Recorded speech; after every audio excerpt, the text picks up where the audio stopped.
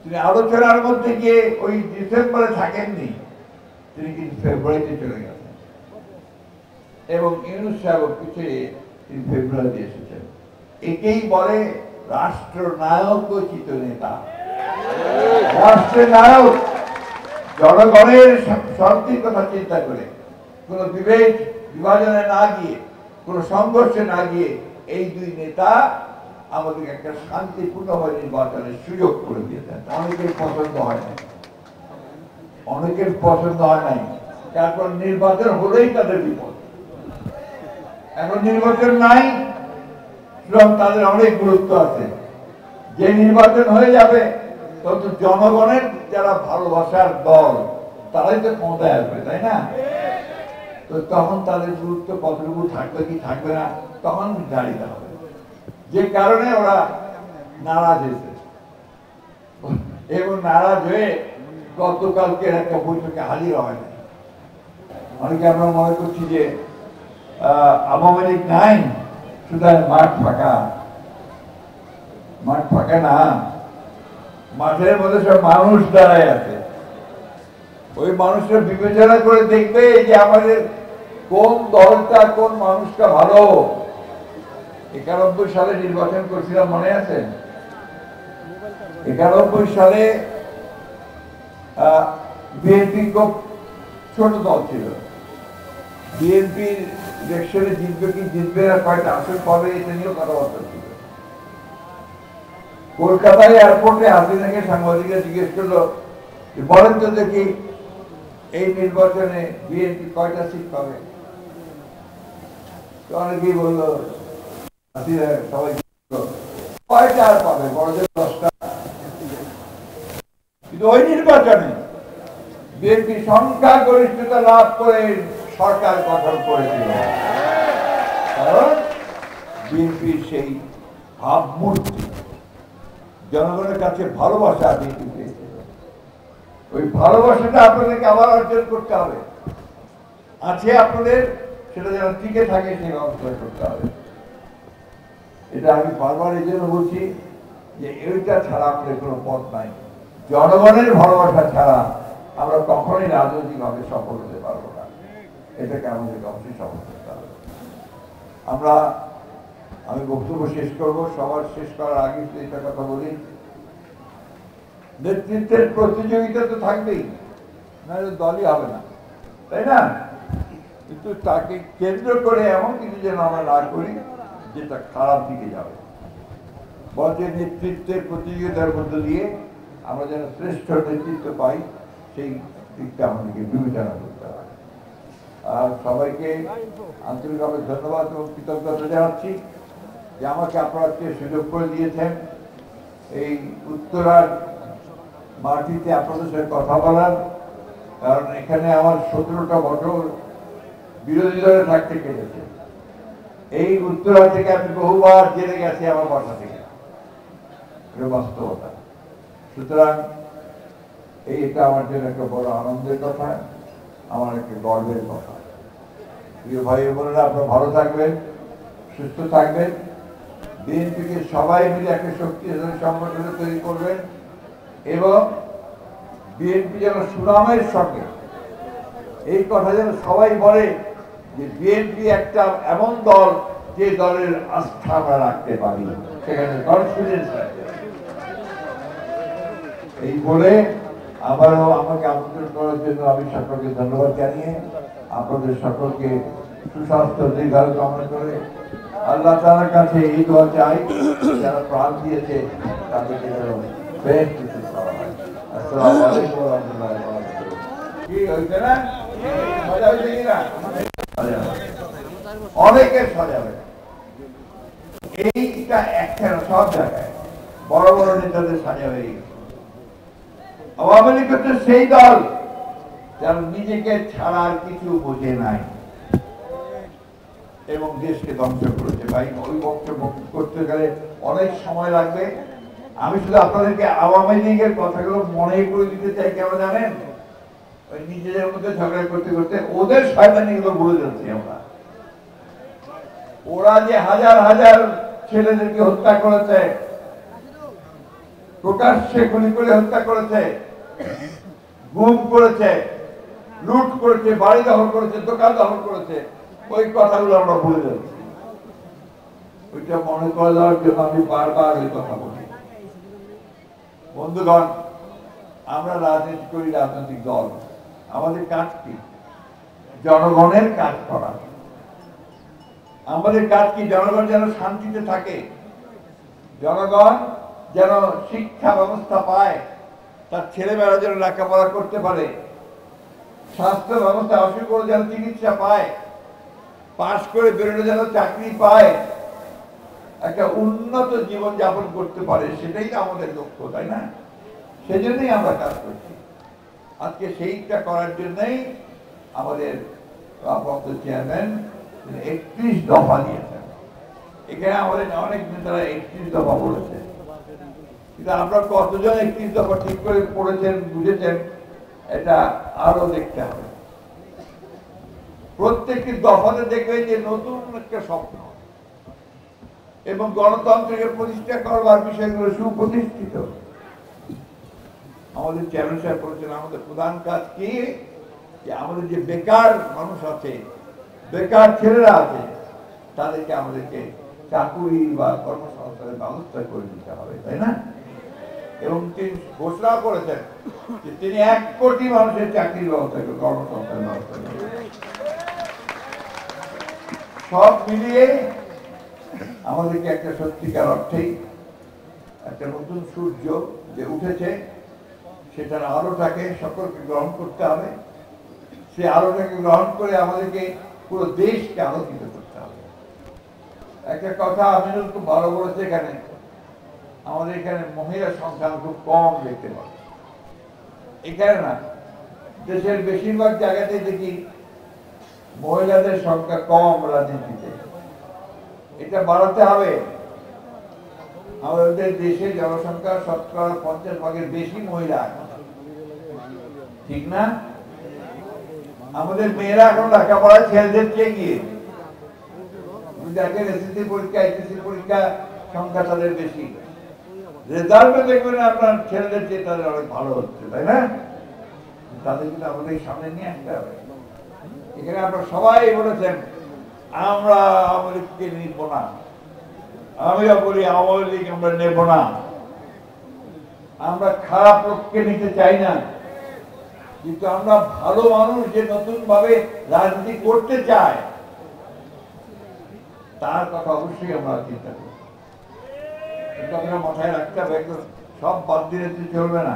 আমি একাই সবকিছু করতে পারবো না, আমাকে নতুন মানুষের চিন্তা করতে হবে যারা কিছু দিতে পারে। আর আরেকটা কথা খুব জোর দিয়ে বলি, আমরা কিন্তু বুড়ো হয়ে গেছি। আমি দেখছেন যে আমি এখন কথা শুরু করি, তখন কিন্তু আমার সময় লাগছিল কথা শুরু করতে, তাই না? কারণ আমার বয়স হয়েছে। আমরা এখন কর্মক্ষমতাও কমেছে আমাদের।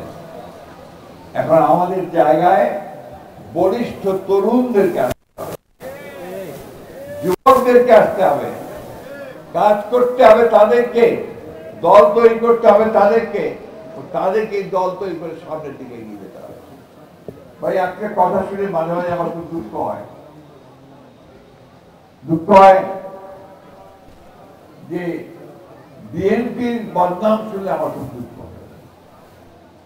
আমরা 17 বছর সংগ্রাম করলাম, লড়াই করলাম, কত মানুষ মারা গেল, কত জনের বাড়িঘর চলে গেল, চাকরি বাকরি কিচ্ছু করতে পারলাম না, কষ্ট করে থাকলাম।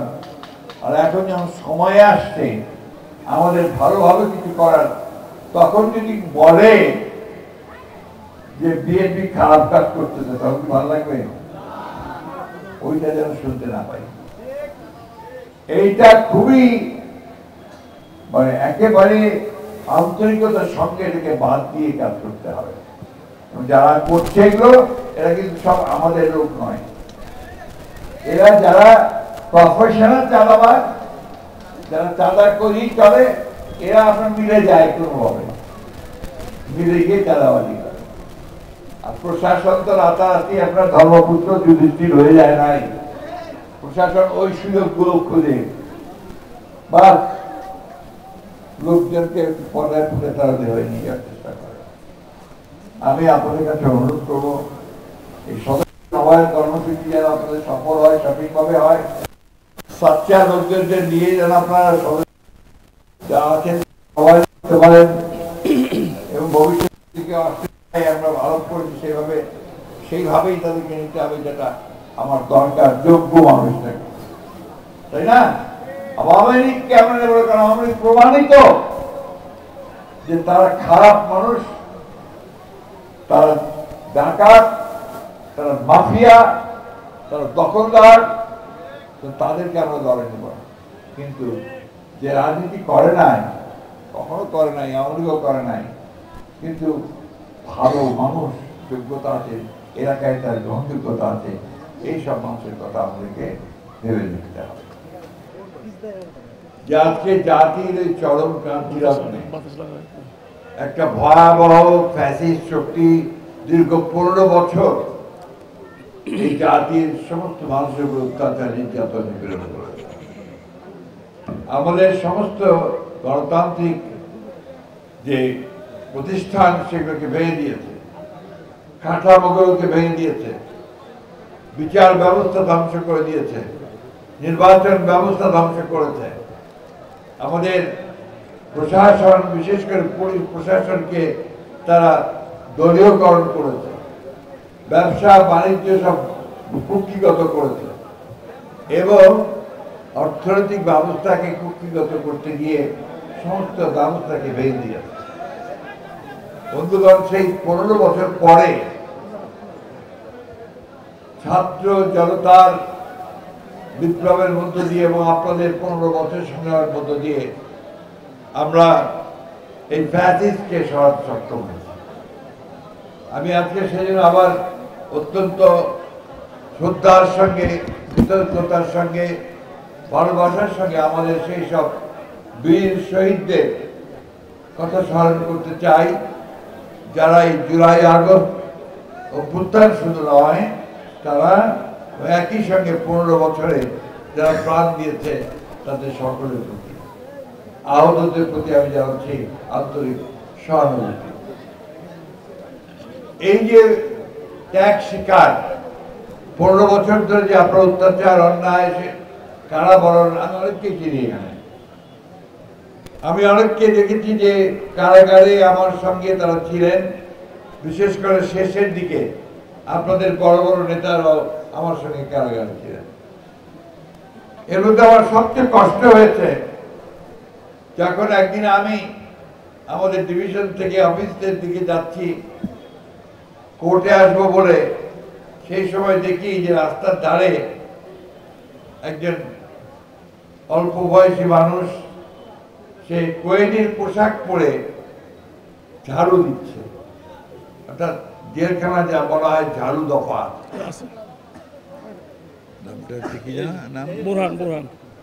এখানে সে আছে, তো তার নাম হচ্ছে বুরহান। তো সে একা নয়, এরকম অনেকেই আছে যারা সেই দিন কারাগারে থেকেছেন এবং সাজাপ্রাপ্ত হয়ে কোয়েলির পোশাক পরে, আমি অনেককে চিনি এখানে, যারা সেদিন কারাগারে বরণ করেছেন। এদের ত্যাগ, এদের তিতিক্ষা, এটা এই জাতির, একটা গণতান্ত্রিক রাষ্ট্রের জন্য করেছে, অর্থাৎ ব্যবস্থাটা যেন গণতান্ত্রিক হয়, অর্থাৎ আমরা যেন সবাই অধিকার থেকে রক্ষা করতে পারি। মূল কথাটা কি ছিল আপনাদের নিশ্চয়ই মনে আছে, যে আমাদের একটা কেয়ারটেকার গভর্নমেন্ট সিস্টেম ছিল, অর্থাৎ ভোটের সময় আমরা একটা নিরপেক্ষ সরকার চাই, তাই না? কারণটা ছিল যে আমরা দেখেছি যে নিরপেক্ষ সরকার থাকলে ভোটে কারচুপি, জোর করে নিয়ে যাওয়া, এই সমস্তগুলো হতো না।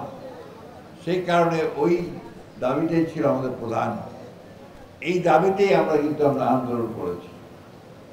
তো সেই ব্যবস্থাকে আওয়ামী লীগ ধ্বংস করে দিল, দিয়ে তারা দলীয়করণ করলো সেই ব্যবস্থাটাকেও।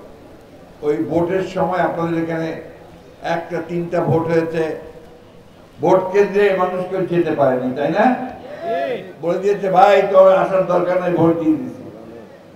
মেয়র ইলেকশনের সময় আমি দেখছি একই অবস্থা চলেছে, তাই না?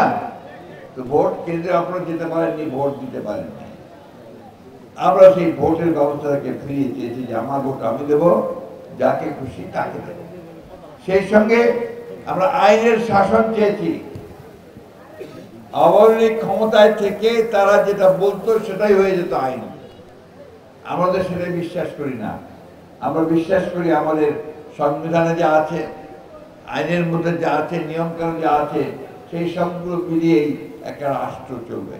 রাষ্ট্র চলবে নিয়মিত, সেখানে ন্যায় বিচার থাকবে, মানুষের মর্যাদাবোধ থাকবে, মূল্যবোধ থাকবে, একজন মানুষ আরেকজন মানুষকে সম্মান করবে, তার সম্পত্তির নিরাপত্তা বিধান করতে হবে, জীবনের নিরাপত্তা বিধান করতে হবে। আওয়ামী লীগ কি করেছে? আওয়ামী লীগ ক্ষমতায় এসে সব কিছু দখল করে নিয়েছে, তাই না?